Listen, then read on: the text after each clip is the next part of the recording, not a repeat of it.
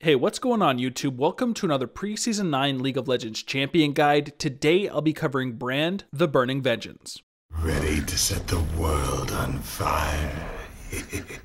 Brand is a champion that has some very high percent HP and AoE damage. He can do some devastating damage to a clumped up team in a team fight, and he'll even do a lot of damage to those tankier targets because of the burn on the percentage of their HP. He's also a champion that's fairly strong in all stages of the game. He's of course not a champion that's a hyper carry in the late game, but he is strong from the early all the way to the late game. Brand is also a champion known as a lane bully because his abilities do have a pretty decent range and they do a lot of poke damage. He's also a champion that has limited counters when played in the bottom lane, so he's safe to pick at all stages of the draft.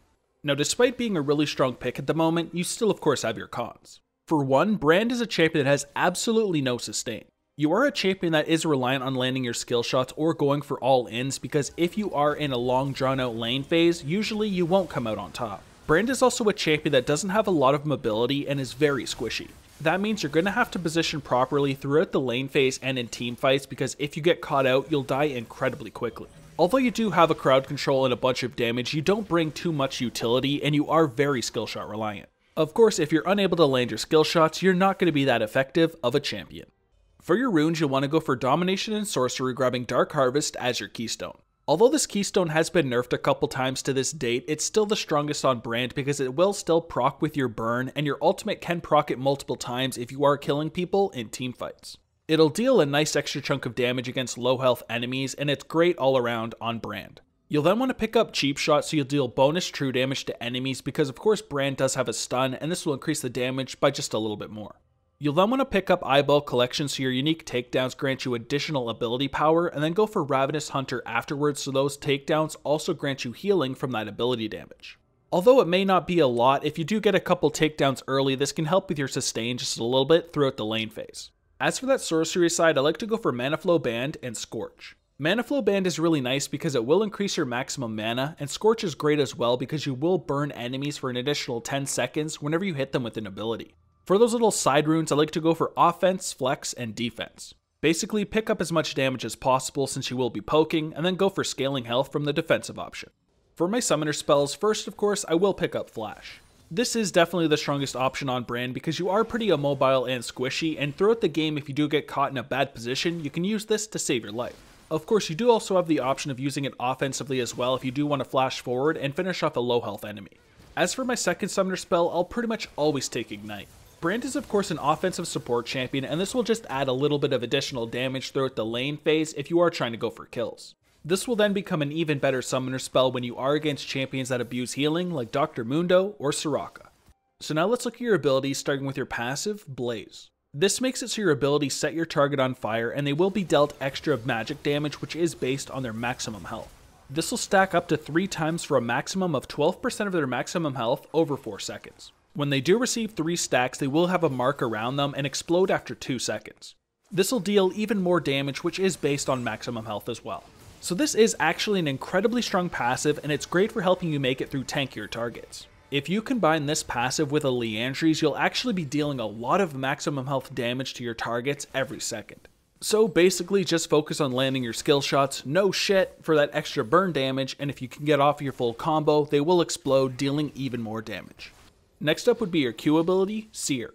When activated, you'll launch a fireball in the target direction that deals magic damage to the first enemy it hits, and if they are set ablaze already, they will be also stunned for 1.5 seconds. So when you are using this ability, you'll almost always want to make sure the target is already set on fire because this is the way that Brand can stun his enemies. All of Brand's other abilities can apply fire, even his ultimate if he does need to. Usually, however, unless you are in a clumped up team fight, you will want to use your W or your E to apply the burn and not waste your ultimate. If your other abilities are in cooldown and you want to just add additional poke, you can of course just throw out your Seer and add additional damage, but usually you'll want to go for the stun. Next here we have your W ability, Pillar of Flame. When activated, Brand makes the target area erupt in flames, dealing magic damage to enemies within. If the target is already set ablaze, Pillar of Flame deals 25% bonus damage. So this here is one of the main parts of your kit because it does a really nice AoE, and it's the best ability for poking the enemy champions throughout the lane phase. It can also add some nice AoE damage in team fights, although the circle isn't that large, so basically you want to max this ability first and spam it out whenever you can and try to harass your opponents. One strong combo to make sure they take this damage is stunning the enemy with your E and your Q, and then use your W when they are held in place to deal that damage, which will be increased by 25%. Next here we have your E, Conflagration. When activated, Brand sets the target enemy aflame, dealing magic damage. If the target is already set ablaze, this will also spread to enemies around that target. So this here is a pretty nice ability because if targets already are set ablaze, this will spread it around and do your passive damage to multiple targets. It's also great in situations where you want to quickly burn a single target because it is a point and click ability. Therefore, if you want to stun a single target, you can quickly E them and follow up with your Q, but if you instead want to spread your burn, you can hit targets with your W and then spread that as well with your E. It has multiple uses, but my favorite is going for a quick, reliable stun.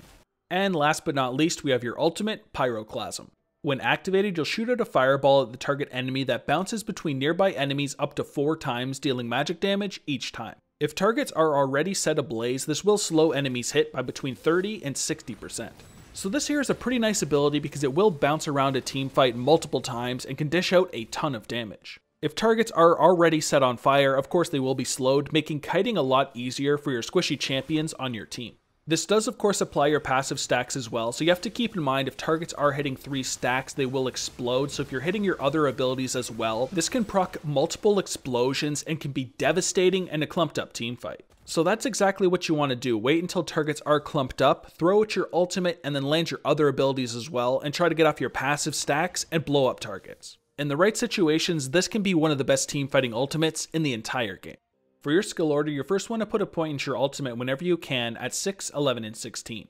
Then focus on maxing your W ability as quickly as possible because it is some pretty solid AoE damage and it's great for poking throughout the lane phase. You'll then want to focus on maxing your Q ability second because the cooldown will drop every time you put a point in the ability, and having your stun available more often is pretty important for you. That of course means you want to save your E ability for last, but take an early point in the ability at level 3 for your quick stun combo to spread your burn or to just get 3 passive stacks and blow targets up. Now let's move on to some of your combos, and first up is your stunning combo. The first one here is the most likely one you'll want to do throughout the lane phase, and it's combining your W and your Q. To pull it off, all you have to do is use your W ability under the enemy champion, and when it explodes, throw out your Q to stun that target, and then follow up with the rest of your damage. If you're then looking for a quicker, more reliable stun, you'll want to hit the target with your E first, and then follow up with your Q. This one's a little bit easier to pull off if you are in situations where you need a really quick stun, or if you are against a mobile champion. You can then follow up with your W afterwards for its 25% increased damage. In this next combo, we're going to be using all of our basic abilities and showing how our passive blows up. You'll first want to start by poking the enemy champion with your W, and once it lands, quickly apply your E and stun with your Q. This is going to apply 3 stacks of your passive, and that target will then blow up and do a bunch of additional damage. If you wanted to go for a quicker stun instead, you could of course go for an EQW, but basically all you need to do is apply all 3 stacks of your passive and blow up the target. For the last combo here, we're going to do the exact same thing, but instead also add our ultimate. So if possible, hit both targets with your W, spread it with your E, and stun a target with your Q, and then add your ultimate afterwards. This will start bouncing amongst the targets, and you should get multiple targets with your passive's 3 stacks, and they'll start blowing up for a bunch of additional damage, AoEing the enemy team. It can do an insane amount of damage in team fights, and just here you can see how much damage it's doing to these 2 targets here. During the lane phase, you'll first want to try to poke the enemy bot lane as much as possible. You're very high damage at all stages of the game, and if you're able to consistently land your skill shots, you're going to be very hard to deal with. Hit the enemy with either your Pillar of Flame or your Conflagration to apply your Blaze, and then stun the target with your Seer when you're trading. Now throughout that lane phase, warding of course is another important part of the lane phase as a support champion. You'll want to make sure you keep your lane warded throughout the game with your warding totem, your control wards, and your support item whenever you do acquire it. Teamfighting on Brand requires you to poke the enemy with your abilities before a full fight starts. Getting the enemy team low before the fight breaks out can give your team a really big advantage in that upcoming team fight. I'll usually try to land my Pillar of Flame on the enemy and stun a carry if possible with my Seer. Always remember as well that you will be able to spread your burn around to targets with your Conflagration as well, which will apply your passive and can do a pretty nice burn. You'll also want to be looking for an opportunity where the enemy team is rather clumped up to bounce your Pyroclasm in between them and try to get some passive stacks going to apply your burns and get your explosions on the enemy team. Now we're going to look at a couple of your hard matchups, and first up is Sona. Sona's going to be pretty annoying for you because she does have some pretty decent poke damage, but she also brings sustain to the lane. She is pretty immobile and squishy however, so you do want to try to go for all-ins whenever you can. If the lane phase does get long and drawn out and she's just able to sit there sustaining, you're not going to accomplish too much, and Sona will usually win that lane phase. For the next hard matchup, we've got Velkoz. Velkoz is pretty frustrating for a Brand player because Velkoz does have much longer ranges and can poke Brand without him doing too much in return. If you can, however, get a stun on top of a Velkoz, he is a very squishy champion and you do have a lot of all-in potential, so you just want to focus on dodging his skill shots and try to get your combo on top of him whenever you can. For the next hard matchup, we've got Zahra. He's very similar to Velkoz in the fact that he does have really long ranges and can usually poke Brand rather safely. Just like in the Velkoz matchup, you have to focus on dodging his skill shots as much as possible and wait for your opportunity to all-in him. Just like Velkoz, he's very immobile and squishy, so if you can get your full combo on top of a Zahra, he's pretty much just dead. And last but not least, we have got Saira. She's another champion that has some decent ranges and is pretty pokey, but not as bad as Zahra and Velkoz. She does, however, have an insane amount of damage and a really strong rooting ability as well, and if you do get caught in it and she has her ultimate available, you are dead. As per usual, focus on dodging the skill shots, get on top of her, and then delete her because you do have a lot of kill pressure. Alright, with all that covered, let's look at the item build, which starts with a Spell Thief's Edge, 2 health potions, and a Warding Totem. Spell Thief's Edge, of course, is going to be the superior support item on Brand because you do get some ability power, some nice base mana regeneration, and additional gold, which is increased whenever you poke the enemy champion. If you were deciding to play Brand in a carry role, of course you would want to start with a Doran's Ring instead of the Spell Thief's Edge, but anytime you are supporting, of course pick up the Spell Thieves. For your core items, you then want to go for Remnant of the Watchers, Liandrys Torment, and a Rylai's Crystal Scepter. The Remnant of the Watchers is the upgraded support item that will allow you to ward around the map that also gives you additional health, ability power, cooldown reduction, gold generation, and 50% base mana regeneration as well. All around, it is a fantastic item, and it's even better on support because it will allow you to ward. You'll then want to pick up the Liandrys Torment because of the burn this item provides. This will do 1.5% of the maximum health per second, which is increased to 2.5% against movement impaired units, and since you will have a slow from your next item, it will do that burn damage instead.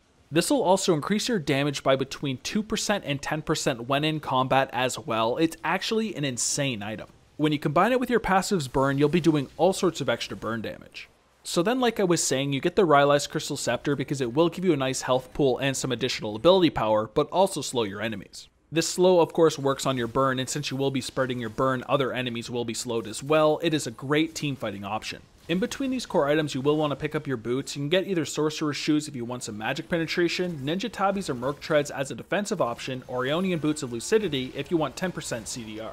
I'd pretty much always recommend going for Sorcerer's Shoes for the penetration because it scales insanely well on Brand, but the others are great options as well. Now, as for your item pool, you first have the Zonia's Hourglass. This is a really solid defensive option that also increases your damage. The 2.5 second invulnerability can give you a ton of survivability and sometimes be the difference to make it out of a teamfight alive. Then next up, we have the Morellonomicon. This is a really solid item because it gives you ability power and health and also magic penetration while also applying grievous wounds. It's an all-around really solid item, but a must-buy against champions that abuse healing like Soraka or Dr. Mundo. If you're then in the later stages of the game and the enemy has magic resist, you may want to consider getting a Void Staff. This is the item that gives you the most amount of magic penetration, and if you're looking to make it through a lot of magic resist, you'll have to pick one up. Then, if you want as much ability power as possible, you'll need a Rabadon's Death Cap. It'll give you a big chunk of ability power and also increase your ability power by 40%, so if you want as much ability power as possible, you'll have to pick it up.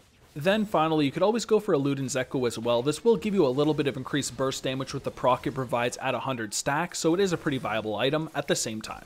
But for my example fill build, I go for Remnant of the Watchers, then I choose my boots, get a Liandrys Torment and a Rylai's Crystal Scepter, and then get the Void Staff and a Rabadon's Death Cap. It is a really solid item that'll do a ton of damage to the enemy team, apply a burn, and also slow any targets with your burn on them. If you instead wanted a defensive option, you would of course want to add that Zonia's, and if you did need the Grievous Wounds, then add the Morellonomicon instead. And that's all I've got for Brand in Pre-Season 9. If you guys enjoyed the video, please make sure you like and subscribe, and visit the video description below. I have a link to all my social medias, and I do also have a Discord server and a second channel that I upload daily to now, so those are some you should definitely check out. But other than that, thank you guys so much for checking out the video. I really do appreciate it, so take it easy, have a good day, and peace.